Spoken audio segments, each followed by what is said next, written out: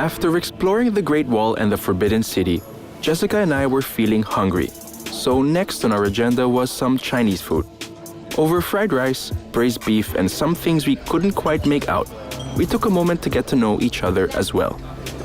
Jessica, you like to travel a lot, and we get to travel for work. But I started fairly late. Like I was in my late 20s by the time I got my passport. For the first time? I've tried to, but I've tried to travel every year. So the very first time I traveled was to Hong Kong. So this is my first time in Beijing, but my first trip in the 90s was in Hong Kong. I went to watch REM. So And then I'm glad I went because they broke up shortly after that. So.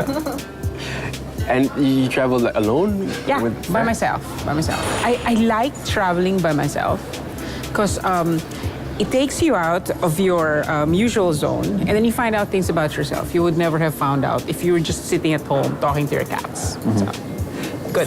First time I traveled, I was 19. And I was lucky enough to be sent by the Philippine Star on a press trip. So we landed in Malaysia, and then after that, it was a time when I was heartbroken. And I wanted to be a filmmaker, but didn't get into any film schools. Oh. So it was like a eat, pray, love. That's a bad way to put it, but an eat, pray, love sort of trip. So I backpacked from Malaysia, Thailand, Cambodia, Vietnam. Whoa. And then how long did that take? A month. By train? A month. No, about train and van, and there's a part where you cross from Thailand to Cambodia where you have to get off the van and then walk across the border to take another van, which is interesting. Oh, okay.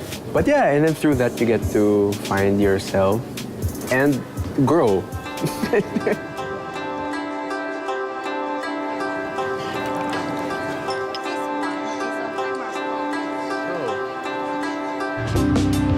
We came to Beijing expecting that people still lived in traditional houses and practiced ancient arts.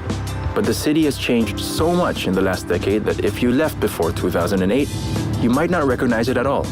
So on top of Beijing's tallest skyscraper, we spoke to a Filipino expat who witnessed the change live as it was happening. I was offered a job to come to Beijing. And at that time, I was very clueless. Like, Beijing is different from Hong Kong. It's all China. You figure that everyone would speak English. Yeah, exactly. And you know how it is in Hong Kong, there's so many Pinoys there. Yes. Yeah. So I was thinking, oh, maybe it's the same. So I did accept it, and I flew to Beijing, and I had the shock of my life. It was totally different. And if you would remember, it's before the Olympics in 2006. So not a lot of people were speaking English. Like, not a lot of signs were like bilingual. It was all Chinese. So it was kind of like a bit of a cultural shock for me. Once I actually start talking, that's when they start realizing, oh, this is a foreigner. I guess their idea of a foreigner is someone that's actually Caucasian, Caucasian, or like maybe from Africa, you know. Me being Asian, they didn't realize that, you know, like I cannot speak the language. What about transportation? We kind of learned that we need like address cards for the office, for where we wanted to go. Which is a good tip for foreigners. Yes. Yeah, that's a very good tip here. Yeah. Have everything written down in Chinese characters, including WC. Yes, that's right.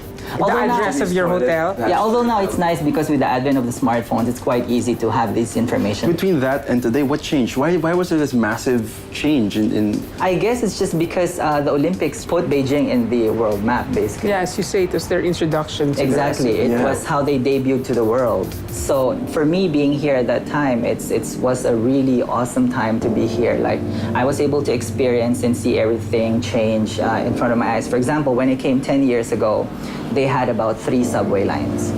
Now they have more than 20 subway lines. So the city changed.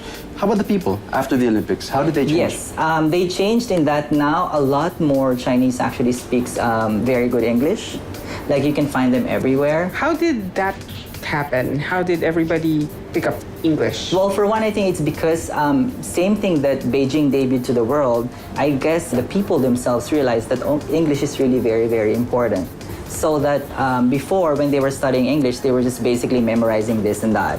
But then now they're actually applying the language in their daily lives. So I guess that's one of the biggest things that I noticed here 10 years after.